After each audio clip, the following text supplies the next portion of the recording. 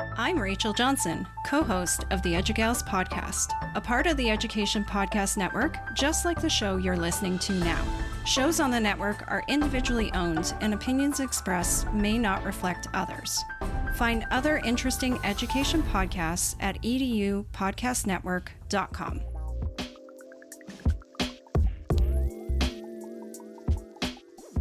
Hello, everybody, and welcome to another great episode of My EdTech Life. I am excited to be here with you all, and yes, it's a little unusual, a little odd hour. It is Monday morning, but I am excited to be here with you nonetheless. We did have a weather day today due to the Super Bowl. So I guess, as you know, Super Bowl day after, you do get a little weather day for some reason.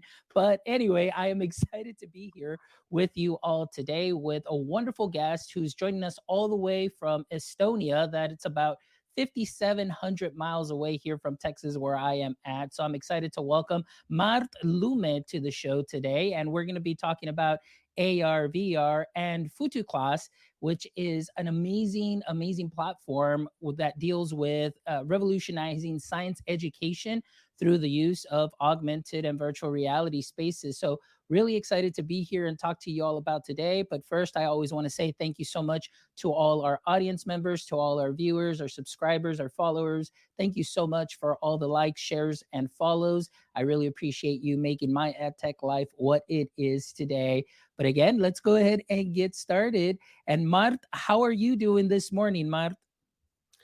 Doing good, more like an evening over here. But Ah, yes, we had a good day. I have a little baby, so 3 walks.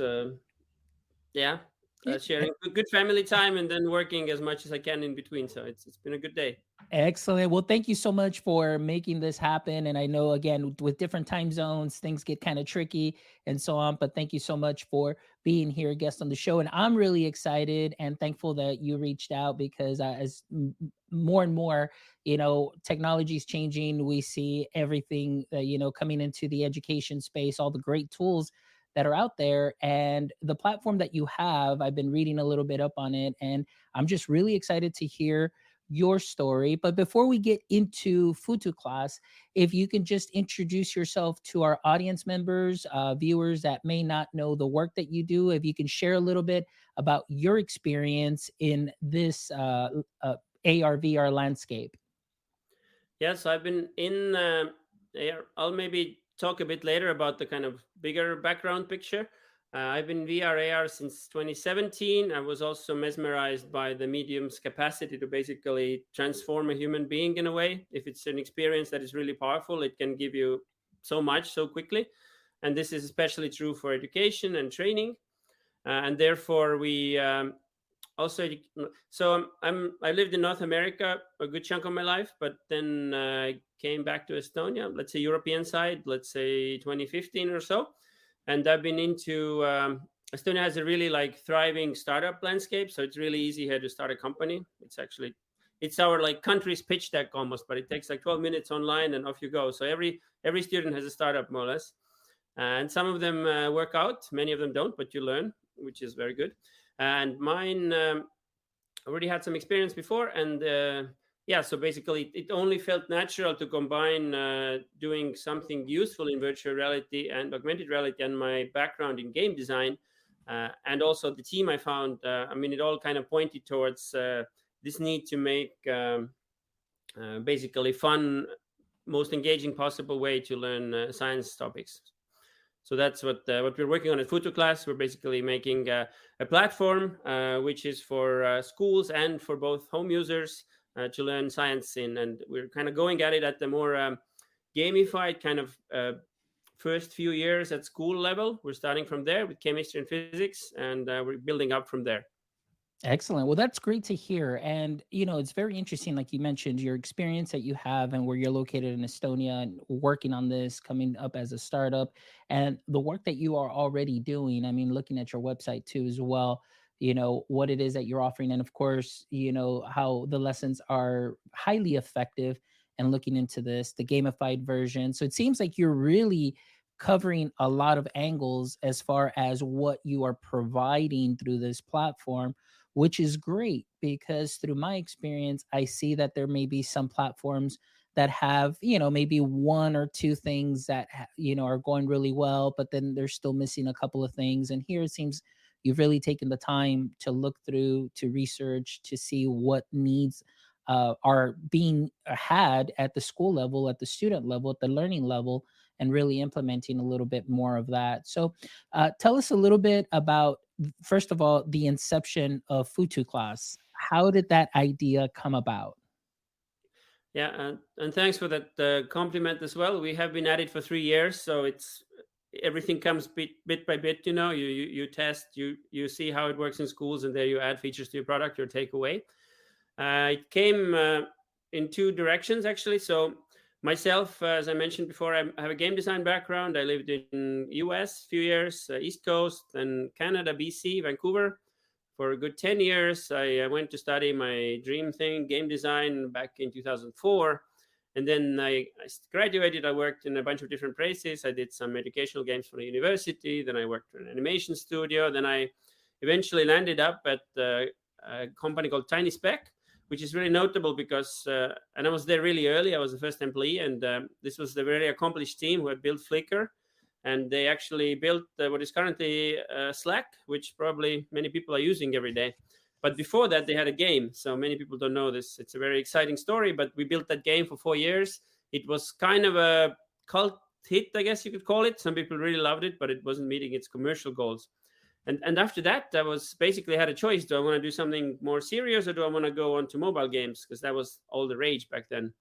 And mobile games didn't have quite this immersive qualities I was looking for. So then I was a project and product manager in a few different also interesting places, but they're maybe not so relevant to mention here.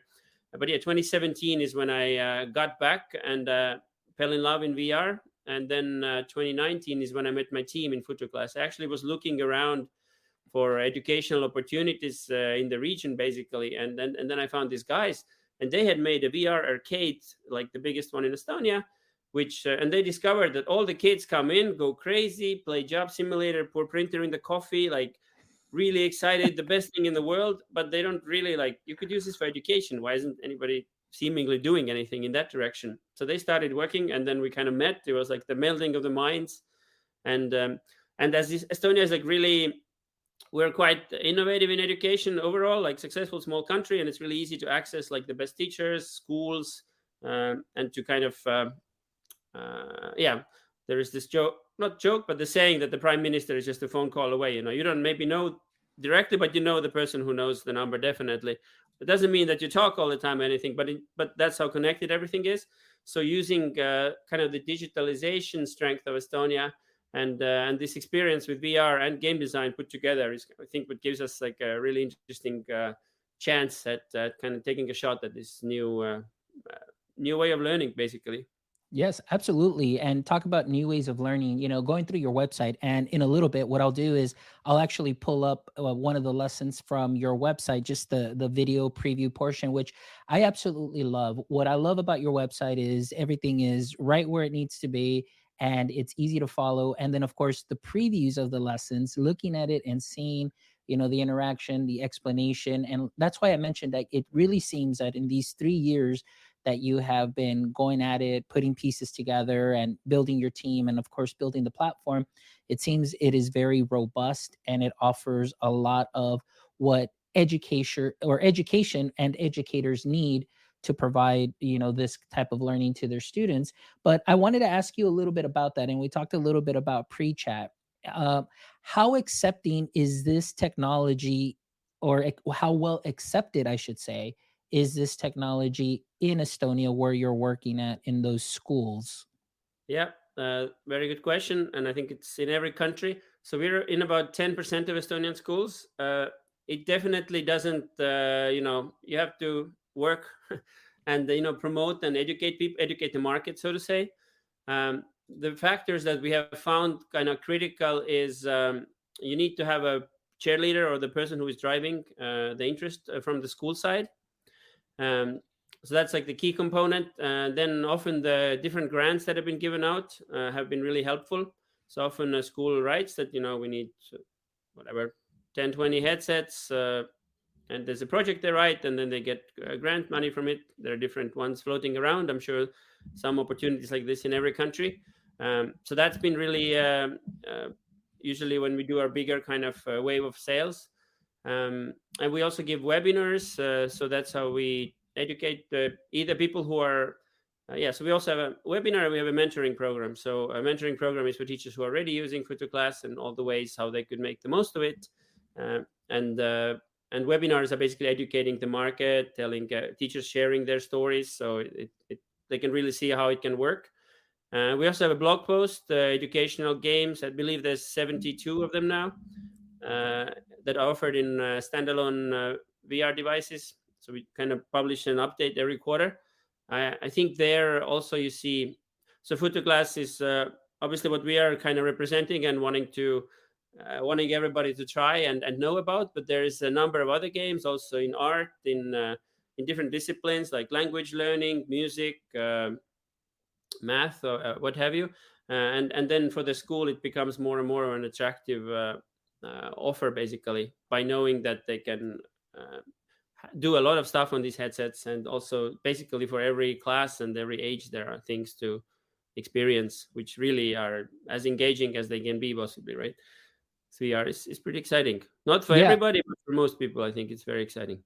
Yeah, and you're absolutely right. Like you said, you definitely need to have those champions in the schools, those pockets of innovators, those teachers that are willing to take a risk and really just take that chance to try something new and present the information in a new way and a new innovative way, and in a way maybe just thinking too of how this can prepare our students for the future of learning, also for the future of work. As you know, a lot of things, are in these platforms, AR, VR, you can do a lot of training through this. Yeah, doctors use it. There's, all sorts actually of really career choices. You have some sort of simulator that can be used. And why not introduce something like this, not only in a specialized classroom like that here, they would have something like career and technology, but even just in the general education classroom, it would be something that would be wonderful for students to really experience.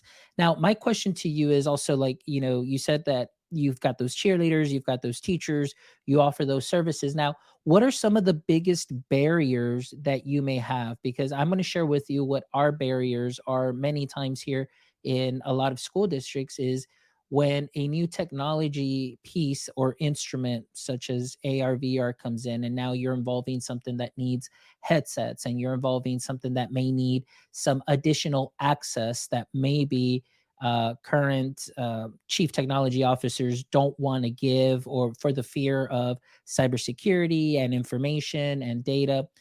What are some ways that you've been able to overcome some of those obstacles? um, yeah, so we um, yeah, so overall, there is it's a pretty big topic. So there is a consumer version of the headsets that we're talking about. Usually, it's Quest and Pico are the two kind of leading ones, and then there is enterprise version. And actually, the education is kind of in between. It's kind of enterprise, but obviously, a lot of the schools that buy them would rather prefer to have the consumer version. So that means you have all the options that a consumer has theoretical. You can open a browser, you can do stuff. Unless, of course, there are different software you can put on it to kind of control that part. So there is, yeah. So there are some. We have found that some schools kind of care about this security a lot. That they only want to limit the usage to the particular use case, and that being controlled by teacher, what exact app they have open at any time. So that we can support. And also, there are other schools that just want to have the version that everybody has, and you can actually. So Futuclass has like a teacher portal where on the web you can see anytime where each student is at and which module they are connected in, what's their progress.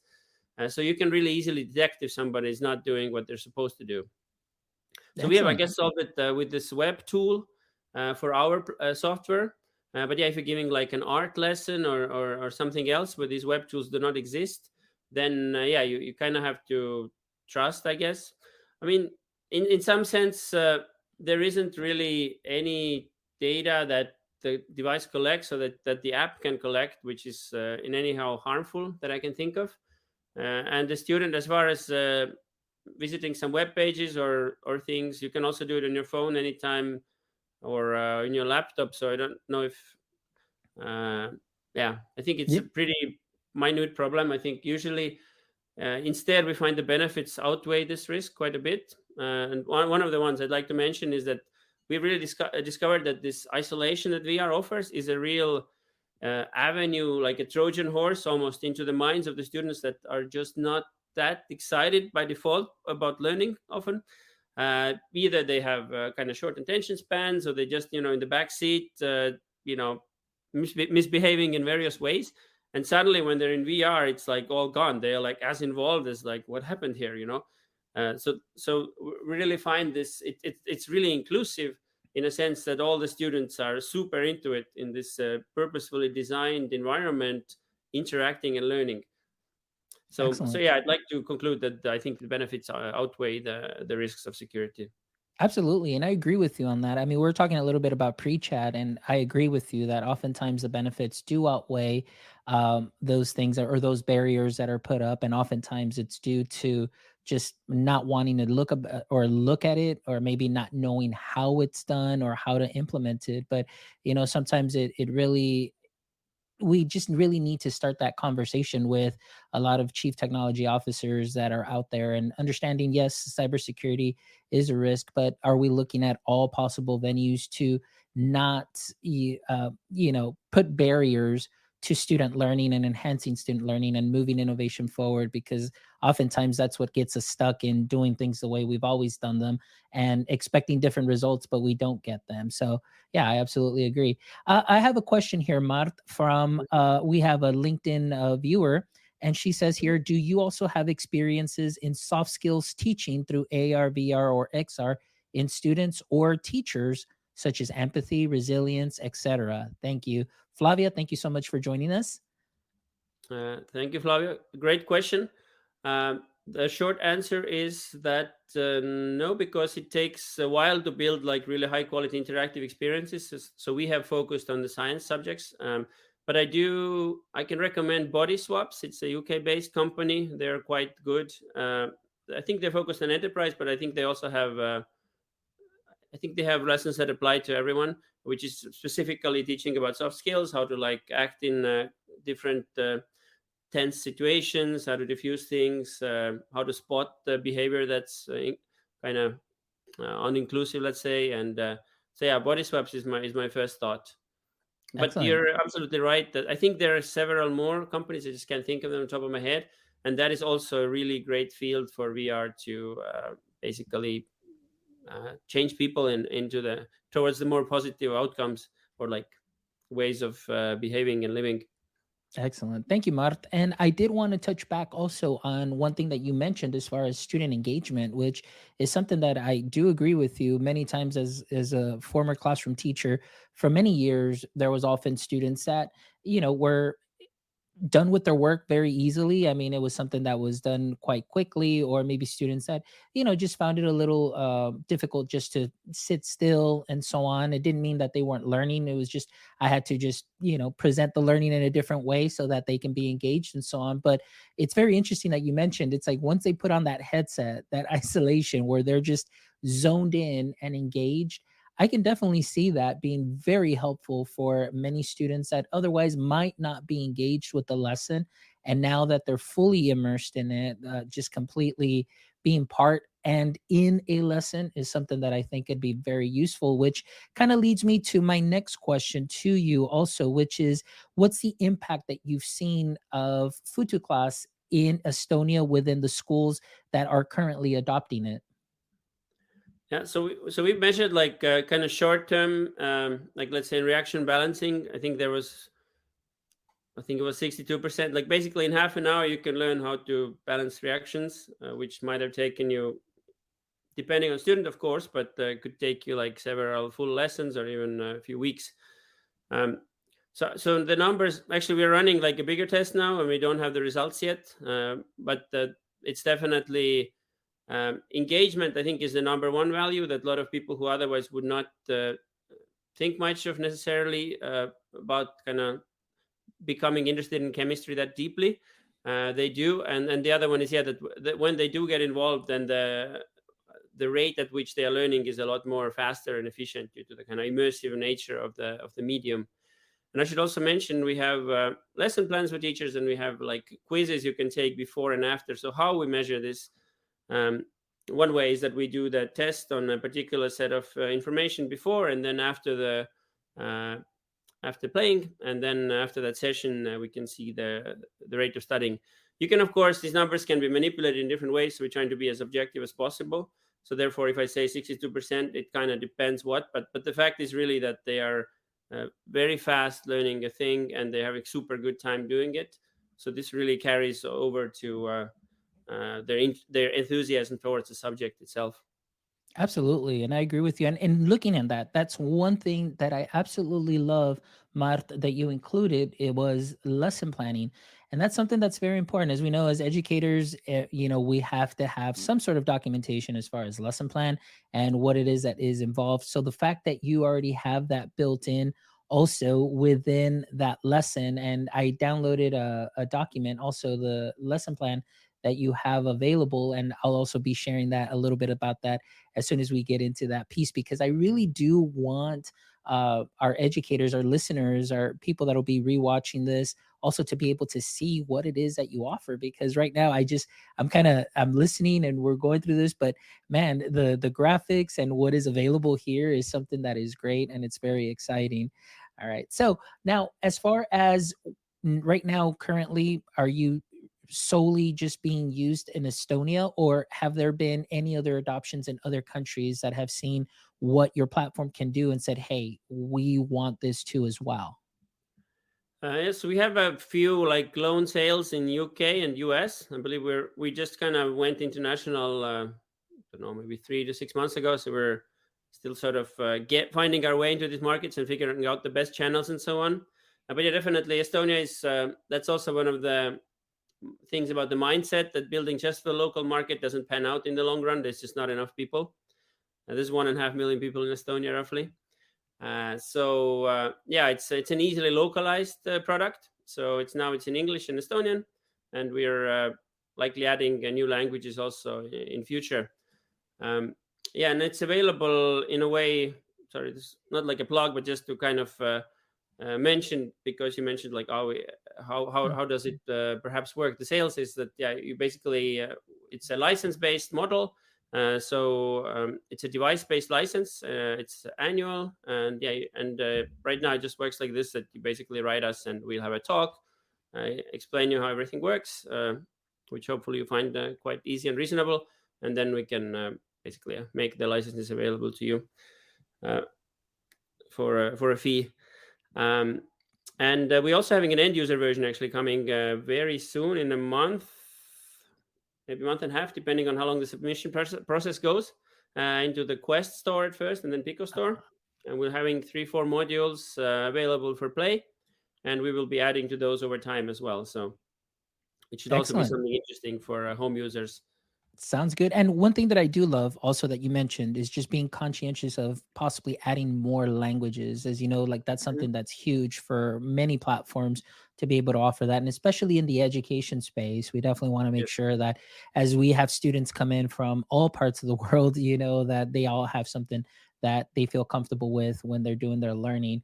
Well, Mart, excuse me. At this time, what I want to do is I want to go ahead and share my screen because I've been waiting for this moment so we can kind of show a little bit about Futuclass and some of the lessons that are there, some of the lesson plans, and maybe you can walk us through a little bit more through that. So what I'm going to do at this time, I'm going to go Totally. ahead and share the screen here, and let's go here to I like the practical approach, so it's not just talking heads, actually. Yes, exactly. Excellent. So here we go. So I'm going to go into full screen, but everybody will Mhm. be able to hear. So right now here is just an example of a lesson plan that I found there in within the built-in lesson. But I just wanted to share this first, really, because for a lot of teachers and educators, it's like, well, if it doesn't have a lesson plan or it doesn't have this, then that makes it a little bit more difficult. But I wanted to share this. So tell us a little bit about, how you develop these lessons, how the lesson plan is developed, maybe, within your team. Yeah, so we have a number of teachers that we work with. We actually visit their classes, and they themselves they constantly give feedback. So we don't release a study module really until it's good enough. We find that it works without hiccups, the experience is smooth, and the learning goals are achieved. That can take, I guess, anywhere from 3 to 5 iterations. Um, and then lesson plans are born kind of in the process. So the teacher, and there's several usually that work with one module. They teach it in class, and then we observe ourselves, and they themselves get feedback from the students, and then they adjust and tune this plan until it's great, easy to use, and kind of makes sense in every way. So that's roughly the formula. It starts, there is reflection questions in the end, so that's also available as a Google Forms. Um, and on the top there is basically learning goals, pre-requirements for the student, and then a kind of brief description how long it takes. Usually it's around, let's say, 15-20 minutes, and then the description of what this module is exactly, and then what do you do with it. We do Yeah. recommend every teacher to definitely play a module at least once. They'll probably do pretty well because they know the subject inside out, to kind of get an idea spatially what's happening in there.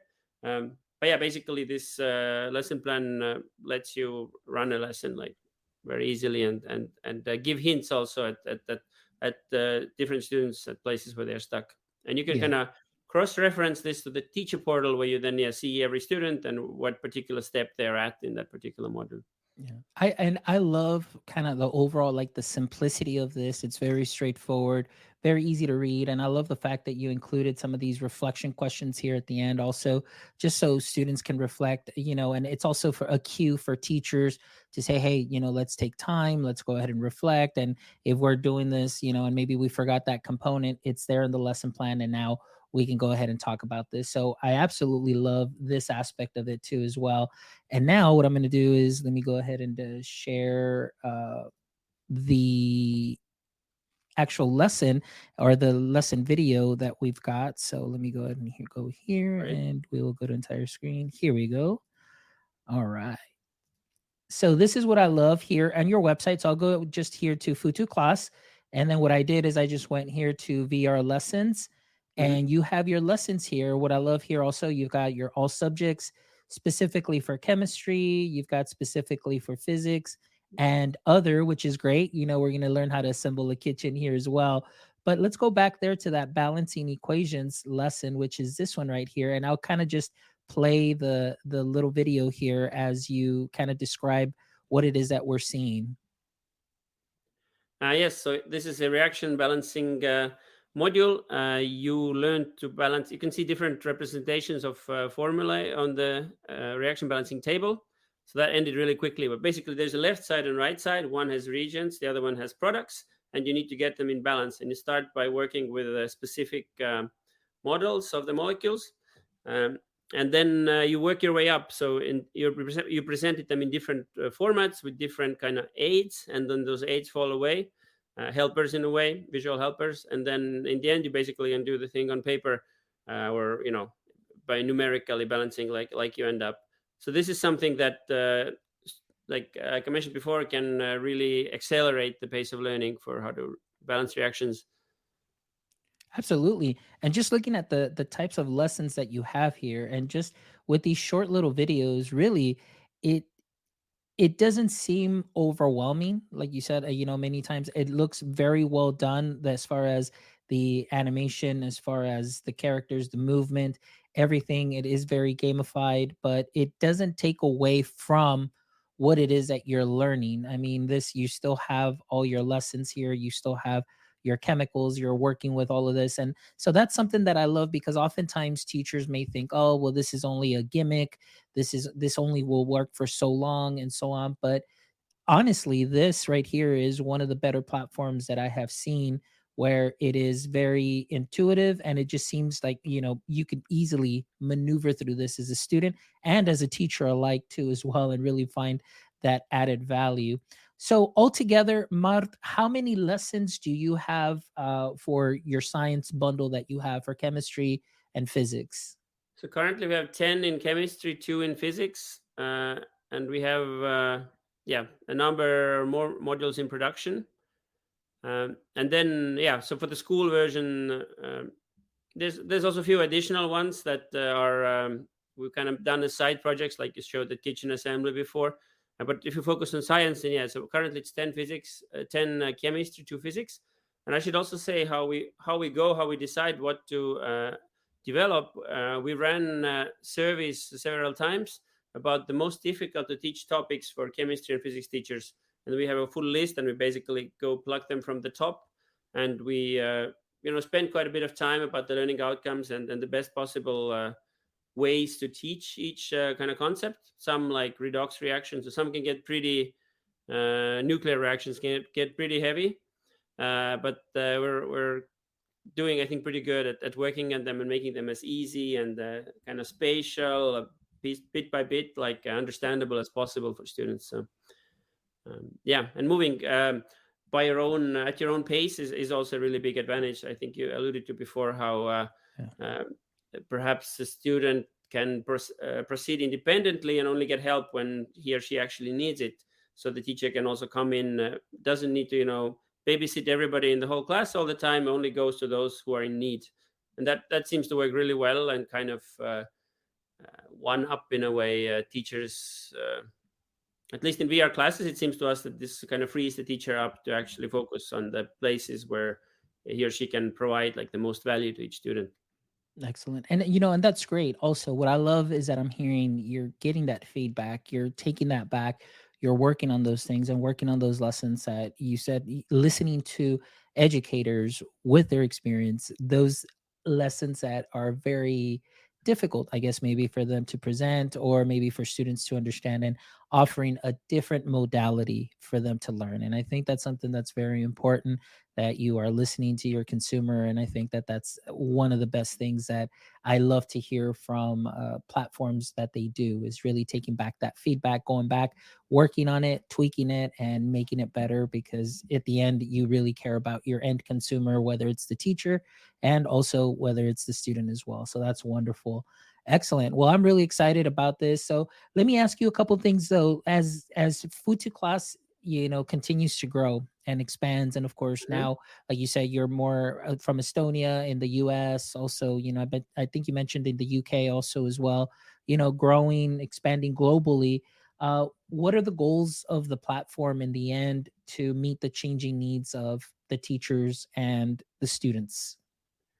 The goal, at least let's say 2 3 year goal, is to build out the proper set of modules that cover the curriculum. Um, I think we're starting probably from this age where science is just starting to be taught, because our kind of sweet spot is where it's not 100% like serious kind of, because you need to put a lot of content in there and make it really kind of like a lecture too much. We find the interaction is we find that sweet spot where we can teach things via interaction. So it's a bit like do don't show, or how movies have like show don't tell. So in a way, we're trying to make you learn through doing. I think that's really powerful and memorable, and kind of where our core strengths are as well as a team. So it's basically chemistry, physics, biology, and then we'll build up from there. So now we're covering in Estonia, it's a secondary school curriculum, so 7th to 9th grade, and then we'll likely climb up there from 10 to 12. And our aim is to become basically the best kind of gamified learning VR solution provider in the world. And I think there is quite an explosion happening in this market, because it feels like there is a cusp coming. Maybe like I can at least hear it kind of here and there. So maybe in a year or two, we'll see. I think the headsets are just getting cheaper. Um, there's a number of schools that are now kind of, after being hearing about this for a long time, seems to be ready to come in. And there's also quite a few really excellent solutions coming to market, which are game changers. So I think it's a great time for VR and education, and I think everybody's benefiting really. Yeah, So absolutely. I agree with that. Let me see here. I have another comment here from Flavia. It says, "Do you also do teacher training in XR learning?" so we have done this, also very good question again. Thank you. We have done this in Estonia in a kind of a like a group setting. So we have like a day where 20 teachers come together, and we go through a lot of stuff, and like a 4 hour training or so. We are looking at ways how to do it efficiently abroad. We might actually have a few coming up in US in the next few months. So you can just follow our social media for those announcements. UK we haven't done yet, but we're looking into this, and then so obviously other markets as well. Um, so yes, the thing is that you want to scale it. You want to do it scalably, so you want to do like in-person training if that works the best. If there's a way to do like kind of webinar type of stuff where people share experience, that can also work. Um, yeah, that's just the short answer. So we do teacher training, uh, not exactly in this kind of it's not a 2 week course or something. So it's maybe half a day or so, but it's really like not that different from regular teaching, I think. And you'd be surprised how quickly the students understand this hardware. uh, Often it's like teachers are a bit confused, but students are like, whoa, I'm in, let's do it. So it's quite easy, I think. Excellent. And Flavia says here, great. This is a field much needed also for us teachers, trainers at university. And yes, Flavia is at the university level. So that's something that's great. So, This that's is wonderful. yeah, very interesting. Yeah, if our content can somehow map to what you're doing or needing to teach, then please feel free to get in touch.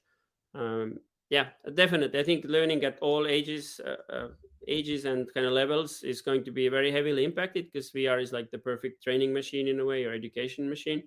So I think it'll just go, it'll grow like gangbusters at one point, like really snowballing.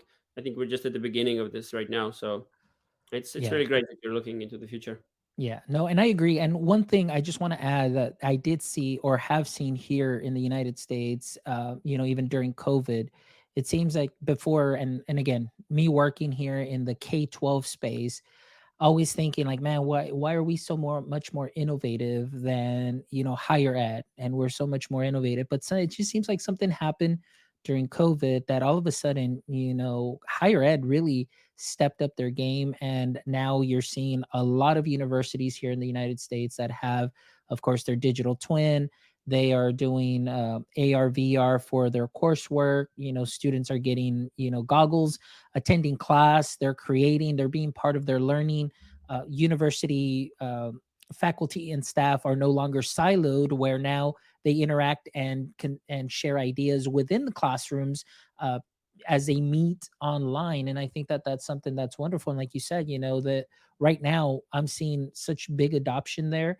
And I had the privilege to interview Dr. Messina Morris from Morehouse College, and they're doing Yeah, phenomenal work there. Yeah, they're doing phenomenal work there too as well. So I'm really seeing, and just going off of Flavia's comment, absolutely, the higher ed space is definitely, to me, doing a little bit more. And it seemed like the K-12 space kind of went back a little bit, where when we came back from COVID, it's like, no, put all technology away.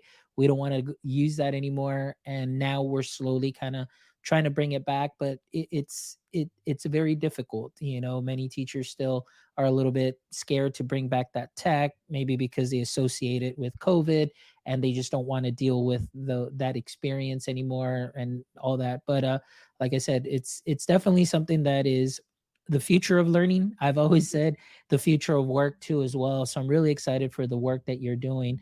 So one last question to you, maybe Marv. before you do, I'll add Yeah. to that, because it was a very, very, you made such good points. I think the two things, the two kind of bigger trends, because in a way, like teachers' profession, if it's okay to say such a thing, has not been super helped by the progress of technology in the last, long time, few hundred years.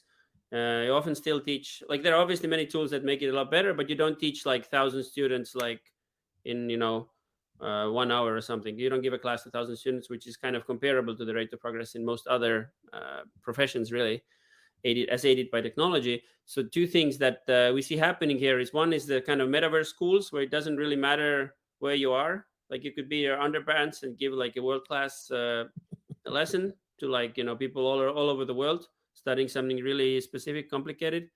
And the other direction is basically automating a lot of this teaching, or making it like spatial, interactive, and then you can really yeah, so you can proceed a lot of the lesson content intake actually interactively, spatially.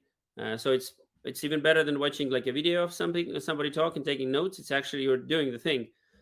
So those two are like, I think, really ways that can enable teachers to basically, teach a lot more people a lot more efficiently in the coming decade too. Hopefully sooner rather than later.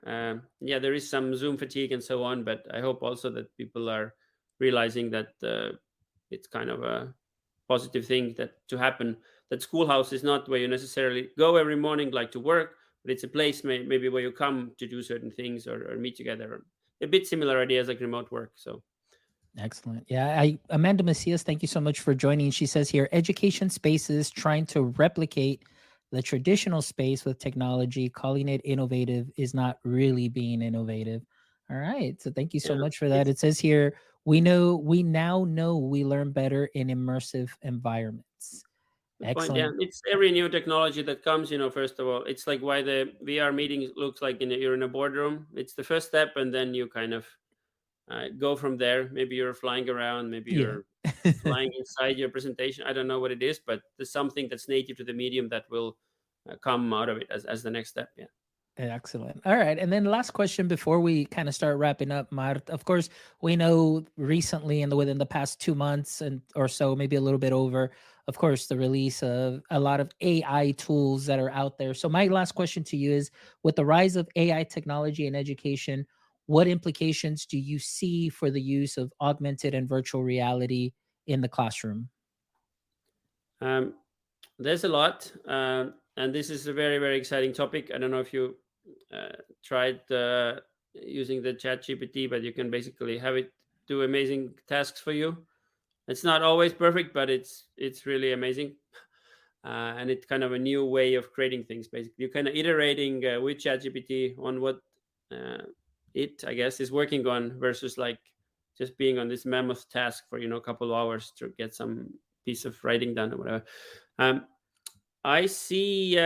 So very directly, I see getting all kinds of hints and being able to interact like natural language and getting information back that is relevant and basically immediately and on the development side, needing to basically feed a bunch of text to this uh, let's call it AI. uh, like that's like a really big win because you basically the student again can learn basically in her own way, not just you know interactive, but really can ask in any way possible and they'll get like an answer that is relevant based on the data that this AI entity knows. So that's massive. There is also content creation. There is like there are so many things like for example this Ready Player Me, like the avatar platform just realized released like a alpha version of the avatar API where you can basically say what kind of texture you want to your shirt and pants, and then boom, you have it. I typed in something very stupid. I think I put three-headed monkey on a deep cup or something, and I got something. It wasn't like the biggest artwork, but so there is all the content creation will have huge uh, upsides in a sense. Obviously, it will develop to become more like uh, there'll be a lot of noise too, but I think overall the things that can come out of it are amazing. I don't know. What do you think would happen? What kind of tools are you looking forward to most, or what kind of fields of education you Uh, see? I don't know. Just for me, it's really just tools to help teachers get back time. I Hmm. know that, right now ChatGPT, like for many schools, is blocked, and it's okay. I see the terms of agreement. You got to be 18 and older, but don't block it for the teachers. This could be a very useful tool for teachers for actually learning the tool, number one, embracing that tool, because at the end of the day, the students may not be using it in school, but they're going to go home and they're going to end up using it. So we need to make sure we have those conversations where instead of fearing new technology, we embrace it. We kind of start learning a little bit more of it and start feeling comfortable with it. And oftentimes it's just, I feel that there's a lot of fear that's put out into the education space, and then teachers are just panicking, like, oh my gosh, I'm going to lose my job. I'm not going to have a job. My job security, this. In anything, and in any career, you have to be able to adapt and then change and embrace the tech that is coming and learn it, because in learning it you feel more comfortable with it, and then in learning it I feel that you also feel empowered to Mhm. say like, hey, I shouldn't fear the tech. I can control the tech too as well, as far as inputs, the better input, the better output I'm going to get, say like Chat GPT. But doing those things can really help grow, one, personally, professionally, but also to continue to learn and enhance learning for all students, because this is not going to go away. And what we're seeing now is probably the worst that we'll see. And as years go by, it's going to get better and better and better and better. So we just need to embrace the tech. And that's why I've been a huge proponent since 2018, like you mentioned, about Mhm. AR, VR. And then, of course, now with AI tools, it's something that's very important in our landscape. And it's going to be part of our landscape from here on out. And I've seen also and here's the thing, university professors have been able to adapt to this new technology a lot better than what I've seen in the K-12 space. And Mhm. even my doctoral professors have said, hey, we know this is out there. If you use it, please make sure you cite where you used it, why you used it, how you used it, and we're okay, because there isn't like a plan set. They're still developing what is going to happen, but they're saying for now, just let us know, and don't just turn something in, have it done completely through Chat GPT, but let us know where you used it, how and why. And of course, you're still going to have to cite your sources for your research and so on. But I mean, even they have been able to adapt to that situation. So, yeah, definitely a lot of learning, a lot of adapting, but I think that it's going to have a lot of great things in the long run for education, for student, for learning, and for all fields altogether, honestly. Yeah, definitely. I think in terms of, yeah, grading and kind of ensuring that the student really understands and obtains all the skills, yeah, you need to rework some pretty tried and true methods over Yeah. time. But I think also it's good because the new world is coming, and it's a bit like trying to make people look through things in the library very hard, where you could just Google stuff. Yes. Kind of going against it. So yeah, gotta roll with the Absolutely. times.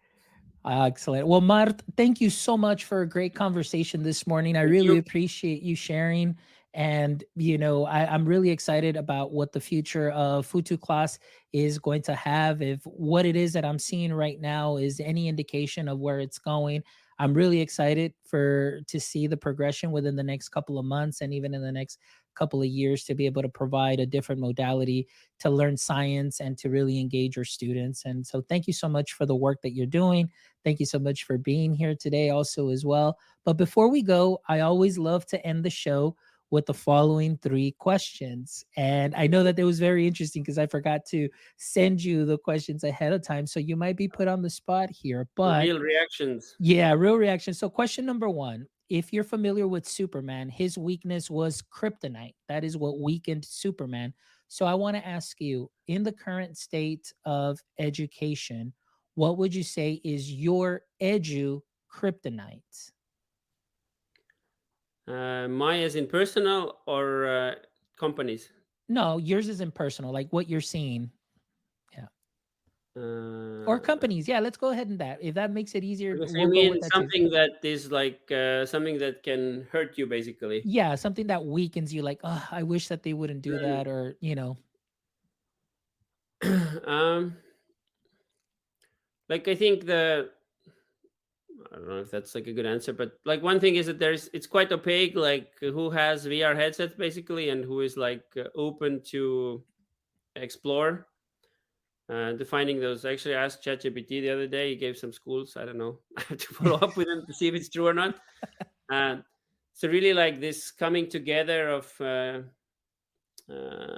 yeah, people who basically want to make this happen. I feel like uh, and I really thought of this just now, but I'm just thinking that we're struggling quite a lot to like find the market. I wish there was like a easier channel. I guess I don't know if there is some education innovators club that gathers people who love into XR into some channel, and then they could just talk about it.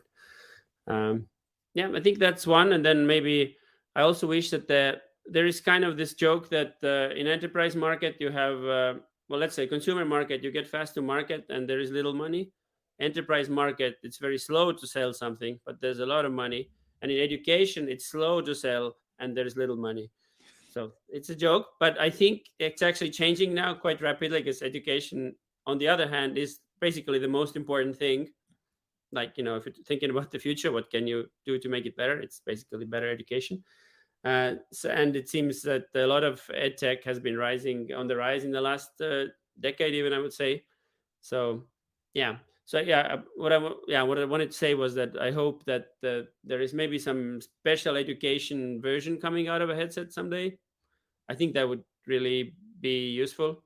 So, because enterprise is a bit of a different market, they would pay a lot for the solution, and consumer would, basically all have their own interest. I feel like education is exactly in between. It would really help to kind of, yeah, Yeah. Excellent. That's a have good a separate answer. version in a way. That is a really good answer. You really did well on that, because I do agree with you at on what you said. And but like you said, even like you said that joke, I was like, wow, like that really a lot of truth in that for sure. But yeah, so I agree with that. All right. So question number two. All right. Yes. And again, this one again might throw you off a little bit, because and you have to really think on the spot here, is if Mart can have any billboard, or could have a billboard, they're in Mm. Estonia, a billboard, a big sign with anything on it, what would it be and why? Yeah. Think I've heard it in Tim Ferriss' show, like probably answered in 100 different ways, but I don't remember any of them. So I'll try to make up my own. I actually, well, it's a bit easy, because I don't know if it's easy, but so my car number plate reads like "Be good," which has like different variations. It's kind of be Uh, good at what you do, be good towards other people, and be good in traffic, don't drive too fast, and so on. Uh, but maybe that's too cheesy. Hmm. Like "Be more," I think, is a pretty common, but it's also a bit cheesy. I think maybe let's do the third question, and maybe if I get some brilliant idea, meanwhile, I'll come back to this. But all right. Okay. So here's the third question. And I don't know, maybe you might have to think about this one too, or maybe not. But I always like to ask, let's say that this was the Futuclass podcast and you, Mart, are the host. I am your guest. What is one question you'd like to ask me? hmm, I think, because you have such a long or a wide spectrum kind of vision towards everything that's happening in edtech, I wonder what are you most excited about, or maybe you can even point out some concrete companies of the use cases that make you the most excited, uh, that would come to market or already are in the market Oh in the yeah. next year or So two. right now, currently, there I have been approached by a couple of companies that I think are doing some phenomenal work that for the education space. One of them is Adapter, and they are out of Sweden, and they've developed, or they're working on developing it. Right now it's for iOS and Android, but doing it for Chromebooks as well. And what it is you as a learner, let's say that, and this was geared for a specific niche of students that need additional supports. So let's say that they have, they need some learning supports. They can't engage very well in school, but they can extend the learning at home. So what can happen is they take a picture of what it is that they're learning. All right. So it could be like a picture, let's say, of a pyramid. And then what it's going to do is it's going to bring up facts about the pyramid. It's going to give them a little mini lesson that they can go ahead and watch. And then it's going to give them some questions that they can go ahead and look at to kind of extend the lesson from the classroom outside the classroom. And to me, that's a very exciting use case for AI and being able to pull up that information. The other one is being able to create a lesson plan, or actually create lessons right on the spot. So I go into this platform, I type in water cycle, and it's immediately going to give me some slides dealing with the water cycle, some questions, and I can go ahead and share that with my students. So again, it goes back to saving time for the teacher, but also extending the learning for the student. And so those are some of the things that I am really excited about in the education space. Obviously, along with AR, VR, because that's always been my first passion, which is, again, providing different modalities for students to engage in the learning, not so much, teacher centered, but student centered as well. So those are some of the things that I'm really excited about to see more of within the next couple of years and just see where education goes. Thank you. That's a great answer. Also, it's really interesting how you think that basically it's like you want to teach something about a topic. It's kind of like a Wikipedia article, but maybe some sort of AI middle person can put this in the format that is most relevant to the particular person asking this question, right? Like, explain blockchain to a whatever on a seventh grader, that Yeah. kind of stuff.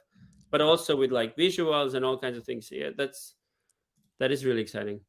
Yeah, Yeah. I think on that billboard I'd also put something about trying VR, but I feel like there should be some killer app that makes it like really worth doing for every person on the planet. I'm not sure we're there yet, but yeah, maybe when one really cool headset model comes out that's like light and does magical stuff, I would promote that.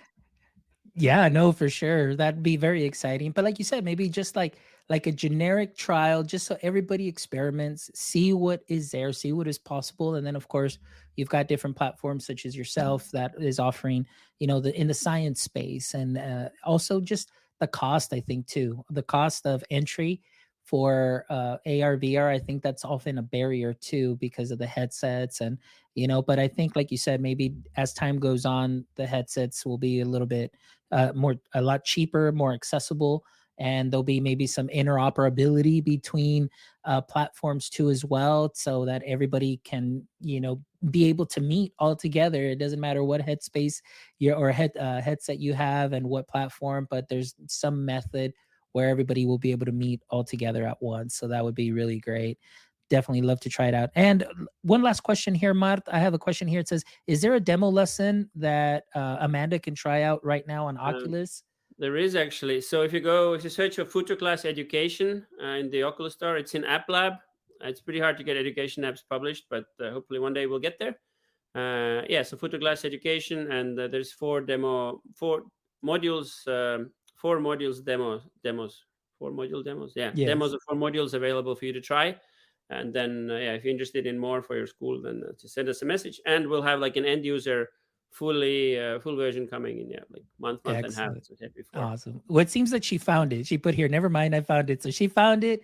Amanda's great. She's definitely going to get on there, and I'm pretty sure that she's going to share her findings and so on. So definitely a great person to get in contact with. So Amanda, also encourage you to make sure that you follow Futu Class on Twitter as well. So make sure that you connect with them, and I guess that would be the best way also to be able to connect with you, right, Mart, through Twitter. Would that be okay for somebody to Yeah, DM Futuclass you? Twitter is great. Also, our homepage, we have like a chat button, but I think easier is that. Or if you want email, just info@futuclass.com is very.